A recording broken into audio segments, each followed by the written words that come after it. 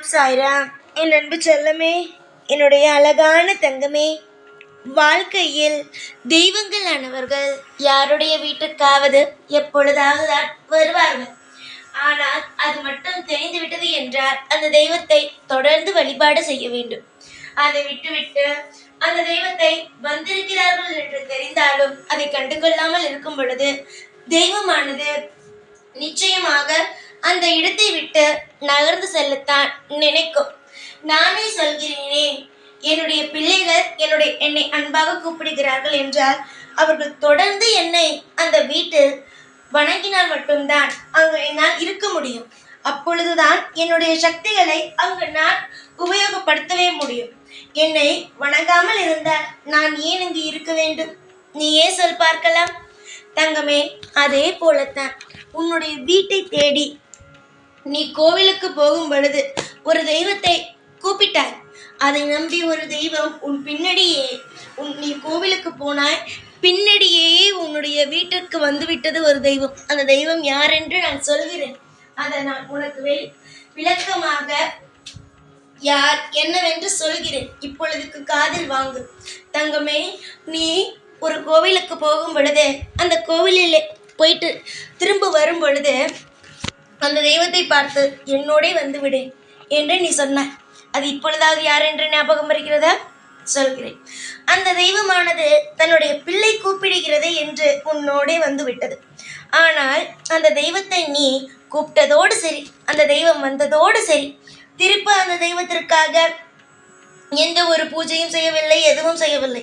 ஆனால் உனக்கு ஒரு தடவை கனவில் தோன்றி நான் உன் வீட்டிற்குள் வந்து விட்டேன் என்றும் உனக்கு அது சொல்லிவிட்டது. ஆனால் நீ அதையும் காதில் வாங்கவில்லை. ஏதோ நம்முடைய நினைவுகள் போல என்று நீயும் விட்டுவிட்டாய். ஆனால் உன் கனவில் ஒரு தெய்வம் வந்தது என்றால் அந்த தெய்வத்தை நீ தொடர்ந்து வணங்க வேண்டும். அது மிக மிக முக்கியமான ஒன்று.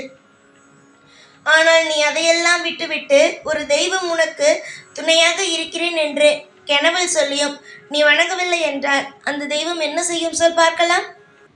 என்ன செய்யும்? உன்னை விட்டு தூரமாக போகும்.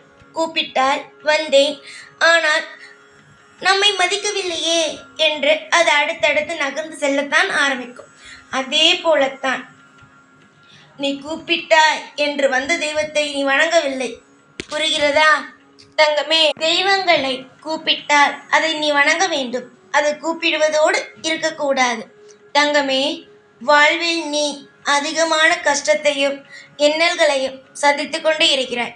இதில் நீ சில நேரங்களில் தெய்வங்களை வணங்குவது கூட கிடையாது. ஏனென்றால் விரக்தி.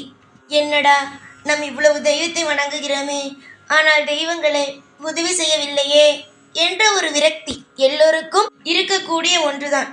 ஆனால் நீ ஏதாவது ஒரு தெய்வத்தை வணங்கிவிட்டு அதை விட்டுவிடக்கூடாது.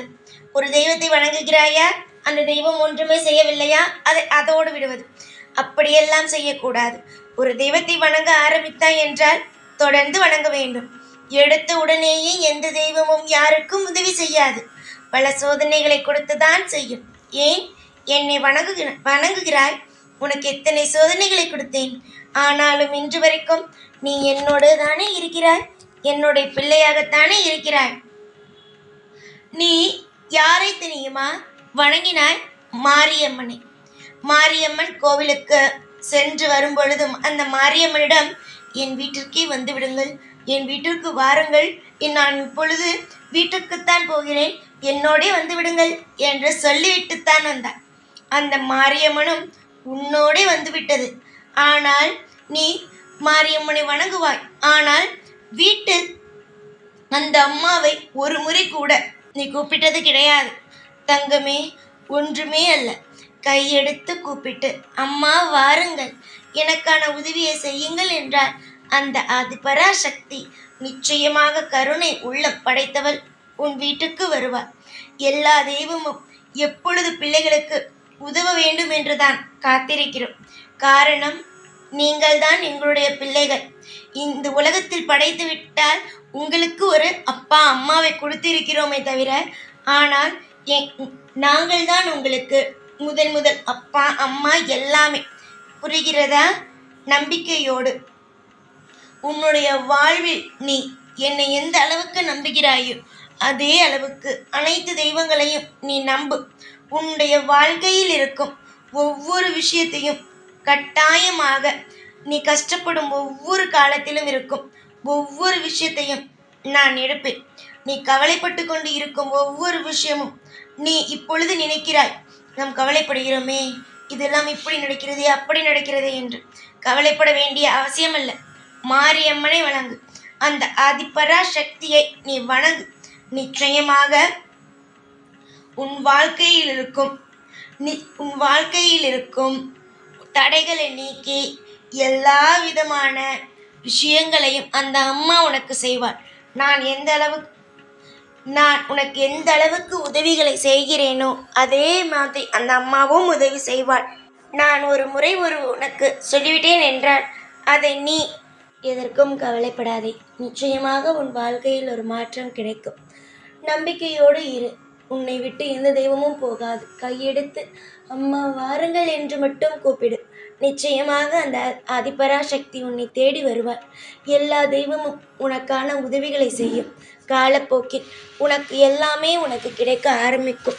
உன்னுடைய வாழ்க்கையில் உன்னுடைய தலையெழுத்தே சரியில்லை என்று நினைக்கிறார். அது போன்றெல்லாம் இல்லவே இல்லை. உன்னுடைய தலையெழுத்தெல்லாம் நன்றாகத்தான் இருக்கிறது. உன்னுடைய வாழ்க்கையின்படி நீ உயரத்தான் போகிறாயே தவிர இனிமேல் உன் வாழ்க்கையில் ஒரு இறக்கங்களும் கிடையாது. ஒரு ஏறினோம் இறங்கினோம், இந்த விஷயத்தில் இறங்கிவிட்டோமே, இந்த விஷயம் நமக்கு தவறாக நடந்து விட்டதே, அந்த விஷயம் தவறாக நடந்து விட்டதே என்ற ஒரு குழப்பமும் தேவையல்ல.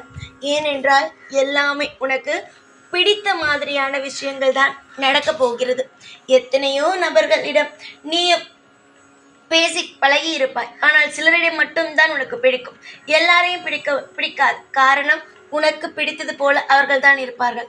அதே போலத்தான் எத்தனை பிள்ளைகள் என்னை வணங்கினாலும் அவர்கள் யார், என்ன செய்கிறார்கள், ஏது செய்கிறார்கள் என்று தெரிந்துதான் நான் அவரிடம் செல்வினை தவிர எல்லோரிடமும் அவ்வளவு சுலபமாக நான் போவது கிடையாது. என்னுடைய பிள்ளைகளுக்கு நான் பொறுப்பு. எல்லா இடத்திலும் நான் துணை இருப்பேன்.